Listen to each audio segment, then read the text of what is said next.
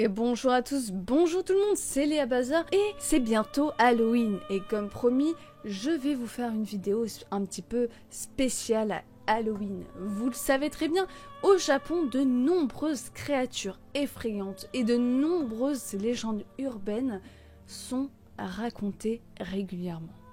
Aujourd'hui, on va parler de 5 monstres terrifiants qui peuplent le Japon.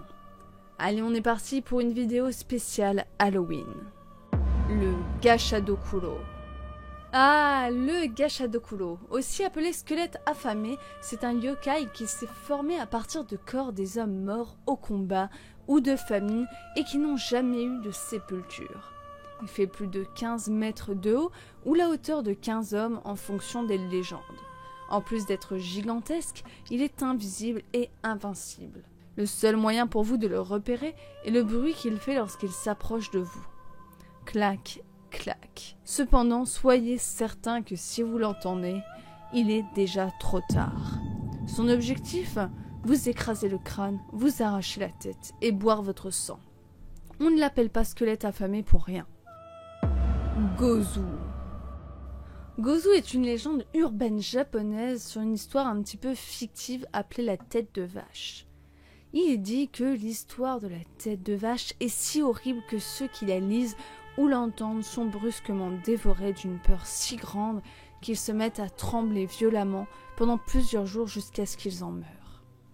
La légende rapporte qu'un jour, alors qu'il se trouvait dans un bus à l'occasion d'un voyage scolaire, un professeur a décidé de raconter des histoires effrayantes à ses élèves afin de les distraire. Mais à peine venait-il de commencer l'histoire de Gozu que les étudiants se mirent à hurler et le supplièrent de s'arrêter tant elle était horrible. Malheureusement, le professeur semblait être dans une espèce de transe. Rien ne paraissait pouvoir le faire taire. Lorsqu'il retrouva ses esprits, plus personne ne bougeait. Le chauffeur et les élèves étaient évanouis, de la mousse sortait de leur bouche accompagnée de bave. Et quelques-uns étaient déjà morts. Aucun d'eux ne surviva, et plus personne ne se souvint de l'histoire qui avait été racontée. Kappa. Si vous êtes un fada des reptiliens, ce monstre va vous plaire. Il fait d'ailleurs partie des yokai les plus connus du Japon. Les kappas sont des humanoïdes aquatiques reptiliens qui habitent les rivières et les ruisseaux que l'on trouve un petit peu partout au Japon. Ils font la taille d'un enfant et en ont la forme, enfin de loin. Une peau de reptile, un bec et une carapace de tortue. Leur corps tout entier est forgé à la nage jusqu'à leurs mains et leurs pieds qui sont palmés. Ils sont excellents nageurs et ont une force bien supérieure à celle d'un homme. Leur peau est totalement élastique et gorgée de poison. De plus, ils dégagent une odeur des plus nauséabondes. Autant vous dire que s'approcher d'un kappa est assez marquant. S'il y a bien un yokai à éviter, c'est lui. Il n'a aucun honneur et ne respecte jamais ses promesses. Le mal est sa passion et il peut être très violent. Ils se font souvent passer pour des petits garçons en train de se noyer. Et lorsque vous leur tendez la main pour les sauver, ils vous entraînent au fond de l'eau afin de vous noyer, de vous mordre pour vous bouffer vivant. Ils aiment aussi kidnapper et violer les femmes qui viennent se baigner dans les rivières. Des petits monstres aussi horribles à l'intérieur qu'à l'extérieur. Teke Teke.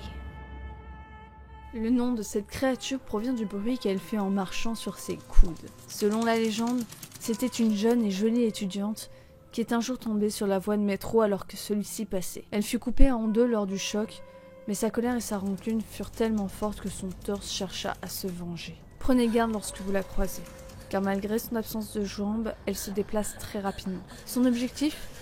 Faire subir le même sort aux personnes qu'elle croise. Leur couper le torse en deux pour qu'ils deviennent à leur tour des teke-teke. Kushisake Onna. La légende raconte que cette femme vivait pendant l'ère Edo et qu'elle était l'épouse d'un samouraï. Décrite comme étant d'une grande beauté et très vaniteuse, elle jouait de ses charmes et trompait son mari. Le samouraï, extrêmement jaloux et se sentant trompé et déshonoré, décida dans un élan de haine de se venger. Il attaqua sa femme et lui fendit la bouche jusqu'aux oreilles. Qui te trouvera belle désormais ? Depuis, elle erre dans les rues, la nuit, couverte d'un masque chirurgical comme on en voit beaucoup au Japon. Si vous la croisez au détour d'une ruelle, elle vous posera une question. « Tu me trouves jolie ?» Si vous répondez non, elle vous tranchera en deux. Si vous répondez oui, elle retirera son masque afin de vous dévoiler son sourire terrifiant et vous posera à nouveau la question. « Et maintenant, tu me trouves jolie ?» Si vous répondez non, elle vous tuera. Et si vous répondez oui, alors elle vous dessinera un sourire éternel sur le visage, aussi joli que le sien.